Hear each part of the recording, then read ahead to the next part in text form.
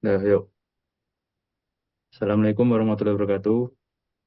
Izin kepada Bapak Agus Widodo selaku dosen pengampu mata kuliah Biologi Fisiologi Tumbuhan, kelas PTC. Di sini kelompok satu izin mempresentasikan hasil diskusi kami mengenai pengertian ciri-ciri dan organisasi makhluk hidup. Sebelumnya, izin memperkenalkan anggota kelompok kami terlebih dahulu. Perkenalkan, nama saya Visana Kusumardana dengan akhiran NIM 009.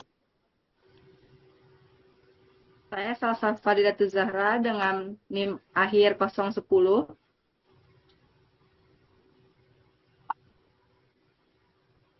Saya Francisca Betania dengan NIM akhir 002. Saya Misal Dolfa dengan NIM akhir 001. Saya Kayanti Musminaring dengan NIM akhir 004.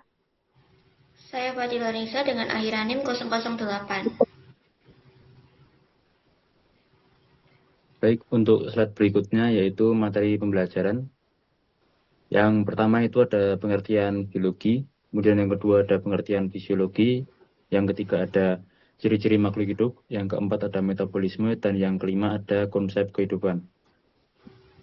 Kemudian lanjut. Di sini saya akan menjelaskan apa itu biologi. Secara terminologi, biologi berasal dari dua kata, yaitu bios yang artinya makhluk hidup dan logos artinya ilmu. Sehingga biologi dapat diartikan sebagai ilmu yang mempelajari tentang makhluk hidup. Biologi adalah studi tentang kehidupan, termasuk hubungan antara tumbuhan, hewan, manusia, dan mikroorganisme, dan makhluk hidup. Dalam biologi juga dapat diartikan sebagai salah satu ilmu yang memberikan berbagai pengalaman untuk memahami konsep dan proses ilmiah.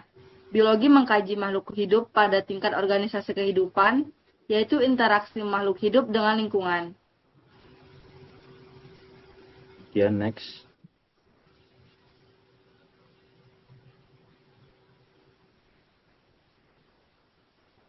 Selanjutnya, apa itu fisiologi tumbuhan? Istilah fisiologi berasal dari bahasa Latin, di mana physis merujuk pada alam dan logos merujuk pada pengetahuan.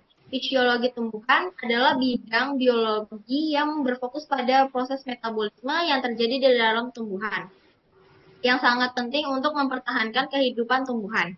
Fisiologi tumbuhan adalah disiplin ilmu yang menyelidiki anatomi, mekanisme, dan aktivitas tumbuhan, termasuk proses-proses vital dan fenomena reproduksi. Selanjutnya. Berikut merupakan ciri-ciri makhluk hidup. Yang pertama yaitu struktur yang kompleks, kemudian metabolisme, lalu tumbuh dan berkembang, selanjutnya reproduksi, merespon rangsang, dan yang terakhir adaptasi. Selanjutnya. Lalu selanjutnya adalah metabolisme. Metabolisme itu dibagi menjadi dua, yaitu yang pertama ada anabolisme, yaitu penyusunan senyawa kompleks dari senyawa sederhana dengan bantuan energi dari luar. Contohnya yaitu proses fotosintesis. Lalu yang kedua adalah katabolisme. Katabolisme yaitu pemecahan senyawa kompleks menjadi senyawa sederhana dengan membebaskan energi. Contoh dari katabolisme adalah respirasi dan juga fermentasi. Metabolisme disebut juga dengan reaksi enzimatis karena metabolisme selalu menggunakan katalisator dari enzim. Selanjutnya.